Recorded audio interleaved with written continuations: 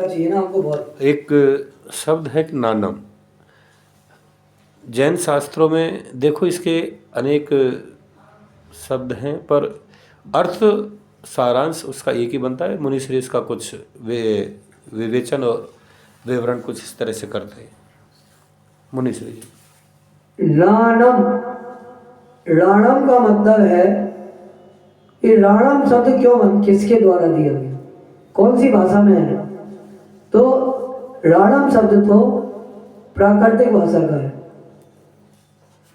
और संस्कृत का क्या होगा?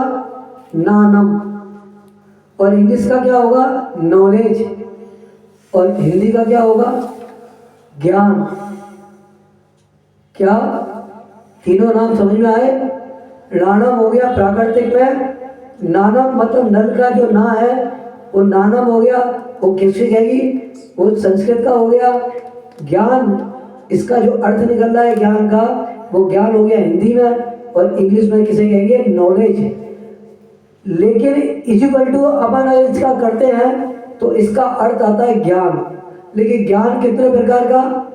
ज्ञान दो प्रकार का, एक मिथ्यात्व और एक सम्यक। जीव जब नरक से नरकोश से निकल के आता है तो वो मिथ्यात्व में पैदा होता है, वो चाहे कोई भी हो, अभव हो या भव हो। लेकिन अभव तो वापिस कहाँ चला जाता है? निगोद में, नरक में चला जाता है, दोबारा यहाँ से निकल के आता है। लेकिन सम्यक्त में जब आता है, सम्यक्त में जब आता है तो उसको क्या मिलता है? सम्यक्त में जब आता है तो उसको मोक्ष की पदवी, मोक्ष का पद मिलता है, लेकिन बिना उसके ज्ञान के उसको नहीं मिलेगा, क्योंकि ज्ञान ही है जो आपको अपना भी ज्ञान करा सकता है। कैसा ज्ञान?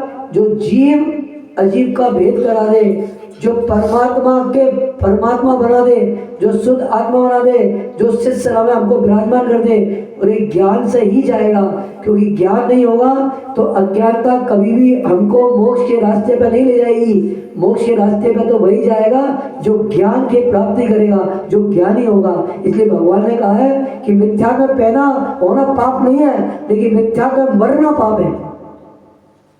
मिथ्या में पैदा होना पाप नहीं है, मिथ्या में मरना पाप है। और मिथ्या से निकल के हमको समाधि मरण करने का लक्ष्य किसको कहता है? तो ज्ञान ही सब कुछ है। इसलिए कहा है राणम। ज्ञान तो बड़ी बड़ी बात है, मिथ्या और सम्यक, इसी को ज्ञान कहा है।